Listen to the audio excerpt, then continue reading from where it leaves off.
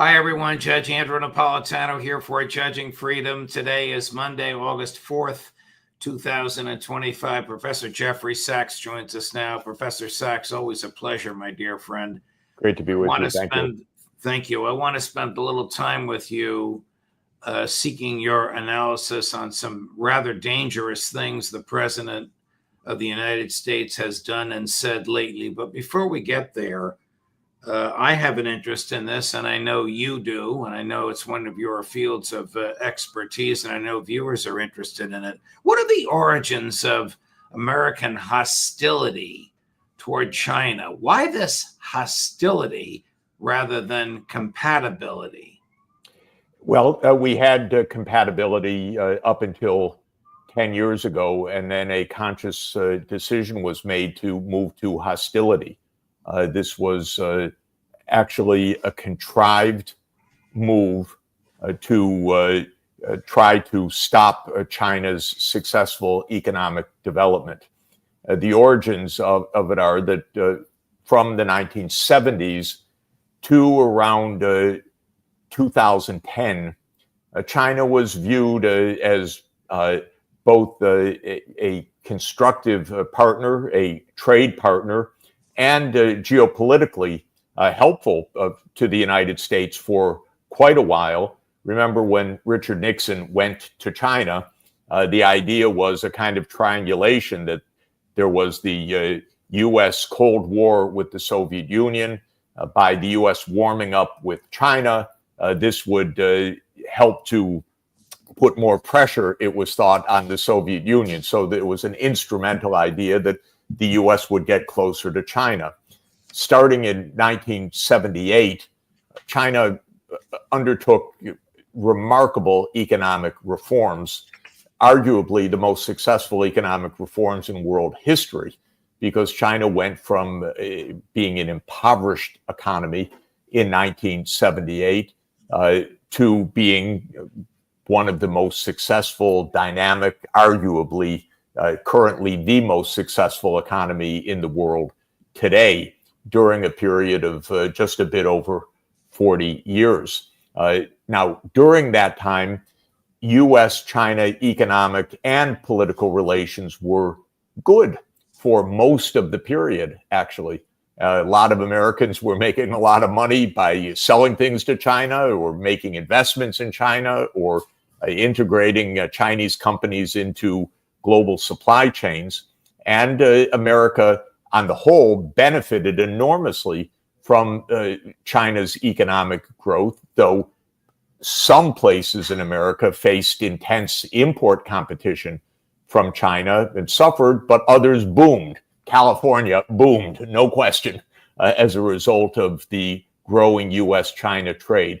Probably places in the industrial Midwest were hit by the increasing competition from China, but net, the U.S.-China relations were very positive. Now, starting around 2010, American strategists, I use that, I think it's a euphemism because I think they're idiots, basically, as you know. I don't think that they're strategists at all. Well, who's the president in this time period? That's Obama. Okay. But it doesn't matter. This is another point of American foreign policy. All this idea that, oh, we'll see if it's Clinton or Bush Jr. or Obama or Trump 1 or Biden or Trump 2. This is not actually how foreign policy works. It's the Pentagon, the CIA, the deep state, the military-industrial complex. And starting around 2010, these strategists said, oh, my God, China is too successful. We need to do something. In 2015, a very interesting article, horrible on one level, because I think it's foolishness to the maximum, but insightful also to the maximum, was written by a former colleague of mine, Ambassador Robert Blackwell, who was a professor at Harvard, then a senior U.S. diplomat, and another leading specialist, Ashley Tellis. And the paper in 2015 was written for the Council on Foreign Relations. So you could put a link to it because I believe it's openly available. And it declares bluntly that America's goal or its grand strategy is primacy. In other words, the grand strategy of the United States is to be number one. And China's rise, these authors say, is a threat to America being number one. They don't say China's evil. They don't say China's done something terrible. They don't say that China is a threat to U.S. national security or prosperity. They say that China's success is a threat to the American grand strategy of being number one. Okay, if you're in a high school clique, maybe that's your goal.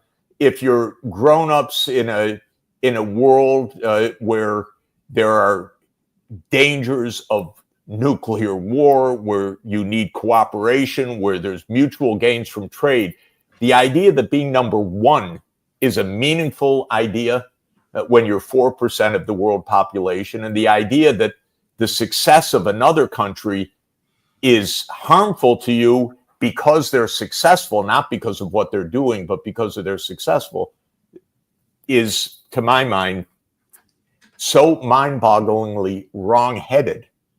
But that became the core of American policy. And in this very interesting paper, which I really would like people to read with their own eyes because it's incredible, it says we must stop China. It's no longer in our interest for China to be successful. And they list all the things we should do. For example, one of the incredibly stupid ideas was we should have a trade arrangement for the U.S. and Asian countries that excludes China. It's like kids on it. You take a map, we put an X over China, but we trade with all the others, not noticing that all the others have their main trading partner, China. But Obama really tried to do that. He tried to launch something called the Trans-Pacific Partnership, which was a trade group that would exclude China. Okay, this was another one of these ideas that belongs in the dustbin of history, and it did never materialize. But the list goes on. We should stop exporting technology. We should break relations. We should increase our military bases around China's rimlands. We should do other things, restrictions on investments, trade barriers. Why? Because America needs to be number one, so we have to do whatever we can to harm China's economy. Now, today, I was just reading the typical columnists of the Washington Post and the New York Times and Financial Times, and every one of them treats China like an enemy. Just naturally, we have to prepare for war. They're an enemy. We have to be smarter in our trade policy than Trump because China's going to take an advantage. Everything is not about American interests or American well-being or the American people. It's about this game, like it's a board game. So you ask me, why do we hate China? Because we were told to, starting 10 years ago, because it became the strategy of the United States to harm China. By the way, how do you think Chinese officials and government and business feel about this, that another country is overtly aiming to harm them? Is that conducive to peace, to goodwill, to normal behavior, to the security of the United States of America? Of course not. We're provoking, but it's so clear from this article. People should read it. So this is the basic point. And I just have to add, I've been visiting China since 1981, so 44 years. I've toured all parts of the country. I've studied Chinese history extensively. I've published about China. I've written very extensively about the Chinese reforms. China is not an enemy. China's not doing anything to threaten American security. There is no reason for the United States to view China's well-being as harmful to America's interest, nor did China's rise hurt the United States. But our political system is so broken that if major parts of the U.S. benefit, but one part, say the industrial Midwest, say in Ohio or Indiana, hurts, we don't have a policy to help those people. Our policy is to attack China, even though the overall relationship is mutually beneficial. So, by the way, every day there's a drumbeat of war right now on our side. I was in China, by the way, recently, just a couple of weeks ago. They just look on in amazement. What is going on in your country? What is it? What is this hostility? Why does the president fulminate every day about us?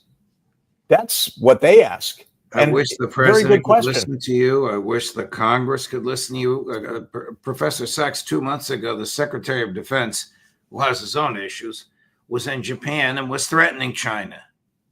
They're all threatening every day. And these incredibly awful columnists, Max Boot today, I'll name names, in the Washington Post, it's just pure warmongering. Now, of course, he supported every war we've been in because that's our columnists. They're just warmongers. But the next war they want is with China.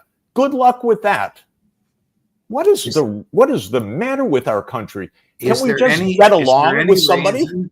Is there any reason from an economic perspective, one of your other fields of expertise, Professor Sachs, that we can't just have an open trading policy with China? They can sell us what they want and we can buy what we want and we can sell whatever they want to buy from us. Of course. And when they outcompete us in certain areas, like they are doing right now in electric vehicles, it's because the United States has no policy. Trump just pulled the plug literally on electric vehicles and on the incentives and so forth. Okay, we handed China the world market for electric vehicles, and then we say, oh, they've got overcapacity in electric vehicles because they're selling electric vehicles all over the world. Then we have to put up tariff barriers because we have no sensible industrial policy whatsoever. And so this is not China's fault. China's just diligently following the future, developing new efficient energy sources, 5G technology, open source AI, fourth generation nuclear power. I toured factories recently. Incredible integration of artificial intelligence systems and robotics in highly sophisticated solar module factories. Incredible what I saw. Yeah, and we complain. They're just doing a good job in manufacturing. What is Trump doing? Trump is attacking the universities, cutting the research budgets, driving scientists from the United States to China or to other parts of the world, and then whining about all those terrible things the other countries are doing to us, all that unfairness. Well, Professor Sachs, President Trump shoots the messenger. If you're the director of the Bureau of Labor Statistics and the statistics are bad for a month and you reveal them and he doesn't like what you revealed, even though what you revealed is based on an algorithm, you're fired. That's the mentality we're dealing with. But by the way, Trump, okay, that is like a 5-year-old. I don't like the news, so I just throw everything into turmoil. But what's amazing is not that we might have expected. What is amazing is the silence in Washington. This is how our country is supposed to be, that you get a month of bad data and then you fire the person in charge of the Bureau of Labor Statistics. And by the way, there always are revisions to the data. This is a core and systematic and scientific part of how to measure a complex $30 trillion dollar economy. But what struck me first was the silence. Where are the Congress people saying, no, we can't run a country on the most shoddy whims? But then the chairman of the Council of Economic Advisors comes out and defends the firing of the commissioner of the Bureau of Labor Statistics. Yes. Honestly, we are completely destroying our institutions before our eyes. The only word that characterizes Washington, and I'm speaking beyond Trump himself, is pathetic. Nobody speaks the truth. No one says that this completely erratic and dangerous behavior is very damaging to our national security. We had the president shooting off about nuclear this and that in the last few days. Just unbelievable. Here's what he said, and this is in response to a tweet based on the highly provocative statements of the former president. Chris, can you put it up?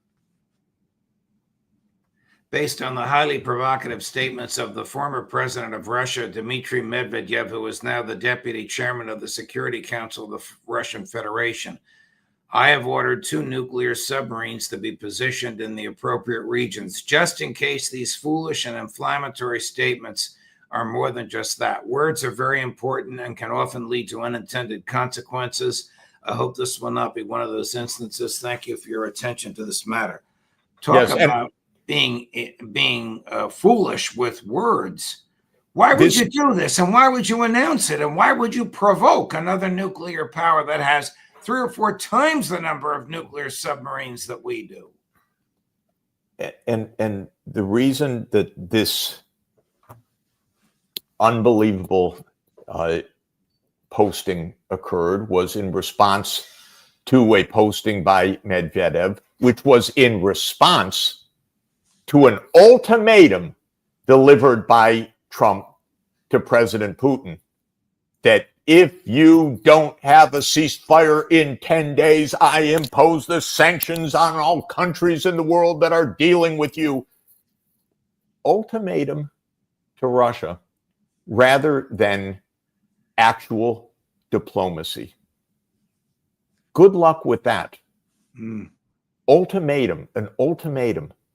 You know, the problem is Trump is, of course, he has no attention span, maybe no understanding, no knowledge of what he's doing. But the fact of the matter is there's no diplomacy taking place right now because the war in Ukraine that he promised to end in 24 hours, which, by the way, could have been ended in 24 hours, not on the basis of an ultimatum or declaring you must have a ceasefire, but on the basis of solving the underlying issue that led us to this war. And this war, as every analyst you talk to says, and as everyone who has looked clearly into this understands, came because we pushed NATO up to Russia's borders, because we overthrew a government in Ukraine so that that new government would support NATO because the government we overthrew wanted neutrality, which is a no-no in American eyes, and because the United States resisted every attempt at diplomacy to avoid the war and then to end the war. We absolutely threw out the agreement at the UN called the Minsk II Agreement that would have avoided this war, telling the Ukrainians, you don't have to abide by the UN Security Council and an agreement that the Ukraine itself had signed. And then when there was a peace agreement reached, just about to be reached in April 2022, the US government told the Ukrainians, no, you fight on. We don't want you neutral. We want you on our side. No neutrality. So Trump now gives an ultimatum that doesn't get to any of the root causes of this conflict. Of course, the ultimatum is not going to be observed, but he's giving an ultimatum to a nuclear superpower. But more than that, he's telling China, India, Brazil, and all the other countries of the world that the United States demands that they stop trading with Russia as well. Oh, fancy that. You think that's going to work? That the United States, that the president of the United States can just dictate to the whole world what to do? No, that is not how conflicts are resolved. That's not how diplomacy works. That's not, and this is the most important point, that's not how American security is achieved. Trump is driving America into the greatest insecurity that we have had in decades, certainly since the worst moments of the Cold War, if not worse than that right now, by this obstreperous, vituperative, unstable, or anti-diplomacy that we're engaged in. Sit and talk and resolve serious issues like grown-ups, not this shooting off in the most provocative possible ways. But again, I have to emphasize, Trump does it. It's disgusting and it's shocking. But in Washington, no one says anything else because it's as if the rest of the constitutional order has disappeared in the United States. Professor Sachs, did the United States government in the past 2 weeks announce that it had just completed the delivery of nuclear weapons to NATO countries? I can't tell you, actually. I can't tell you authoritatively. And I don't know authoritatively on such a crucial question, but I know you have many interlocutors who can give an authoritative answer. I appreciate your candor there. Tomorrow's New York Times has an article by the New York Times bureau chief in Jerusalem. It's highly critical of Prime Minister Netanyahu, but the opening line is so curious. When Benjamin Netanyahu, the Israeli prime minister, led the country to a military victory over Iran in June. What military victory over Iran in June is the New York Times talking about? Every day I decide to cancel my subscription to the New York Times, and every day I pull back just because I need at least to see the foolishness so that I understand what others are hearing. Of course, there was no military victory. We are in a much deeper crisis than we were before the so-called 12-day war. The IAEA, the International Atomic Energy Agency, was pushed out of Iran. There is no diplomacy. You see, everything, Judge, is coming from the basic point that the American delusion, and it's not just Trump, although he has his particular way, the American delusion, let me just add, say, Lindsey Graham or Richard Blumenthal, but it's everywhere, that the United States can dictate all terms to all of the rest of the world. And that is true whether it's in Iran, this 12-day war. We bomb when we want. We make demands of diplomacy when we want. Or true in Ukraine, or true vis-a-vis China, or true vis-a-vis India's trade with Russia. You name it. You know, the one leader in the world who said it most clearly, just very succinctly, because he's a brilliant leader and communicator, is Brazil's President Lula, who said very matter-of-factly, we don't need an emperor. And he was referring, of course, to all the threats that Trump had made against Brazil. Trump telling the independent Brazilian judiciary to stop a court case, if you can imagine. And Lula said, we don't need an emperor. But we have an emperor right now, and we don't have a constitutional order, and we have growing crises all over the world. And the biggest culprit is a supine Congress that does nothing, lets the president impose taxes, looks the other way, doesn't complain about anything, as you pointed out earlier. The silence from Congress, I just don't get it. We used to know of senators who were personalities and would speak to the country, Right. and actually advise the nation about the right way forward. We had debates in Washington, sometimes very heated debates, but sometimes very illuminating debates. We have nothing right now.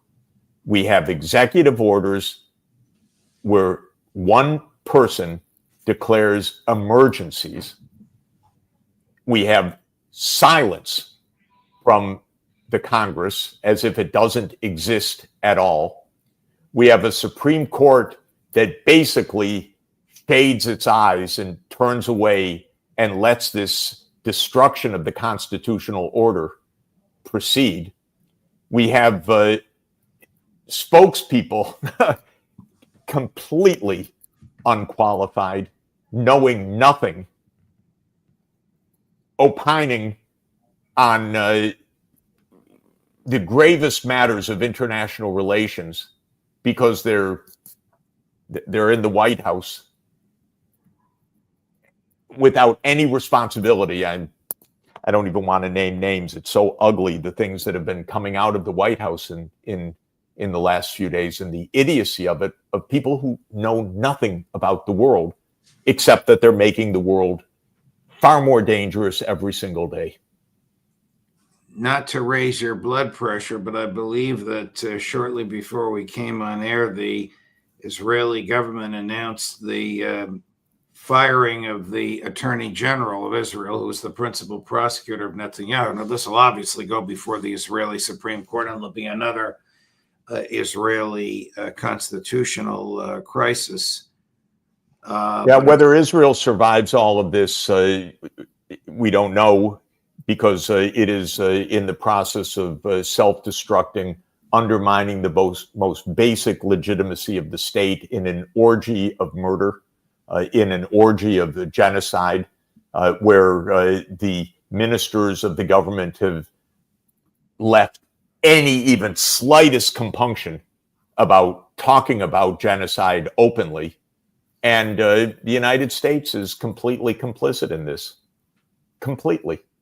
And again, Trump's our president, so he's complicit in it, but it goes far beyond Trump.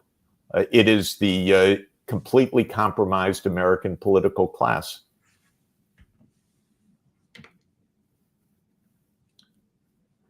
Mike Huckabee, my former colleague at Fox News, every time you turn around, there's somebody that used to work at Fox being given a significant position in the government, was allowed to visit Gaza. And of course, the person he spoke to was healthy, happy, well-dressed, and said all the right things to him. And he came on and repeated that. I don't know how any of this ends, Professor Sachs. Trump has only been in office for 8 months. I share every one of your criticisms against him, except that people are dying horrible, horrific deaths, and nothing seems to come of it. What will come of Great Britain, France, Canada, a few other countries, I think Spain, maybe Portugal, recognizing a Palestinian state? I don't think anything until the UN Security Council does it. Am I right? Well, we have right now 150 countries that have recognized the state of Palestine. They represent around 90% of the world population. I need to do an update of the arithmetic, but basically 90+% of the world population says there needs to be a state of Palestine alongside the state of Israel.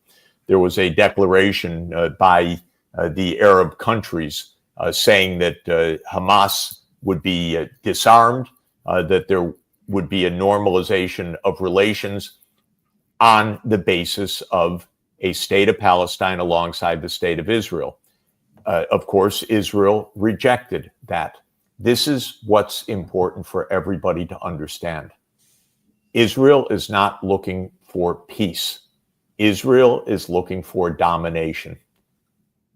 This government and much of Israeli society is absolutely content on mass murder and on ethnic cleansing so that Israel retains control over 100% of what was the so-called British Mandatory Palestine.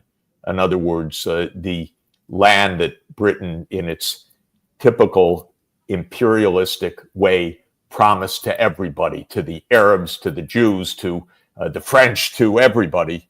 And the Zionists said, we'll take it all. And they don't want peace based on two states. They want everything.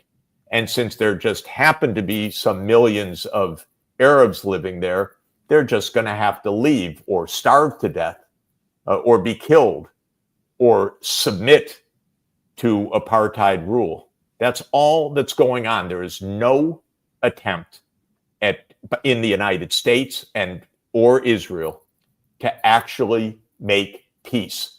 But for 90% of the world, what's happening is abhorrent. And for most of American citizens, who of course play no role in our government in foreign policy whatsoever, no voice, no say, no reflection of our attitudes, we are revolted by Israel's extraordinarily cruel, I lose the words, but it is a genocide. And just to say, it's two countries now, and you ask, will something come of this? Yes, in the end, there will be a state of Palestine. How many people die beforehand is the real question, but there absolutely will be a state of Palestine. There is a question, will there be a state of Israel? Because if Israel is so shockingly, disgustingly brazen in this mass murder, how is Israel going to go on among the community of nations? That's the real question. Here's Senator Tim Kaine of Virginia, who agrees with you, and regrettably, Secretary of State Marco Rubio, who does not. Chris, back to back, 2 and 3. The international community, including the United States, made a promise in 1947 that there would be a state of Israel and a state for Arabs, Palestine, in this space. One promise has been met. Nearly 80 years later, one promise has not been met. More than 100 nations have done a recognition.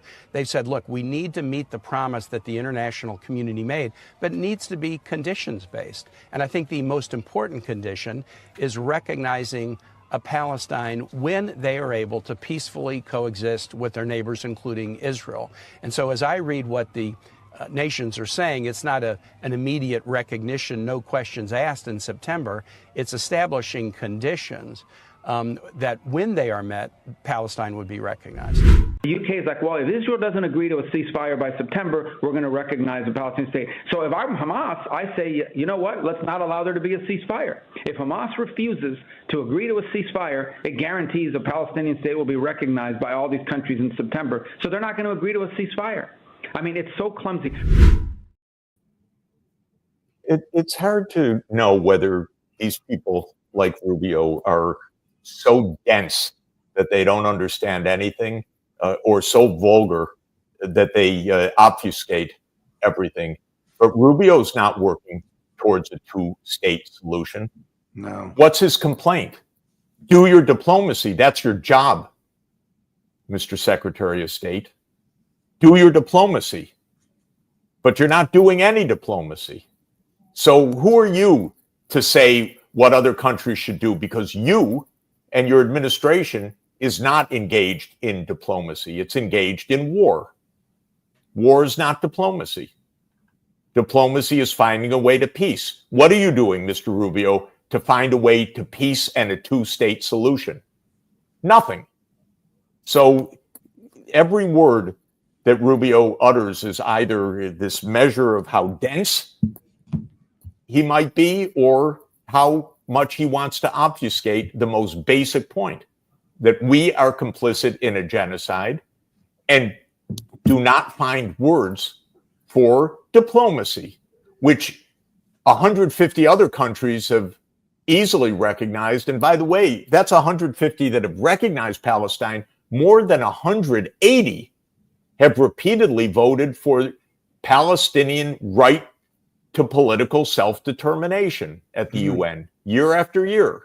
That I know the count because I've done the arithmetic. It's 95% of the world population. Do you think that the arguments that you've made are even articulated in the White House? No. I think the military-industrial state which runs our country lives in a delusion of being all-powerful and thinking that whenever there's resistance, all they have to do is escalate more arms, more military, more war, so that they can dictate. This has been like this for a long time. Again, I don't find anything particular with Trump except how obnoxious things are put. But Biden was terrible. Trump won same way. Obama, terrible. Bush, terrible. Bush Jr. This is why none of these problems get solved. It's not just that Trump's not solving them. The military-industrial state, as Eisenhower told us, took over our country by the mid-1960s, probably with the coup in which President Kennedy was assassinated. And since then, we don't have public opinion on foreign policy. We don't have American security interests. We just have war. And the war is based on a delusion that we're the most powerful so that we can dictate terms to everyone else. So no, I don't think that these arguments are discussed or debated because there is no discussion or debate in Washington. None.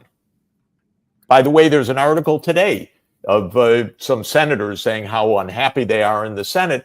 And they say there's no debate in the Senate anymore. There isn't.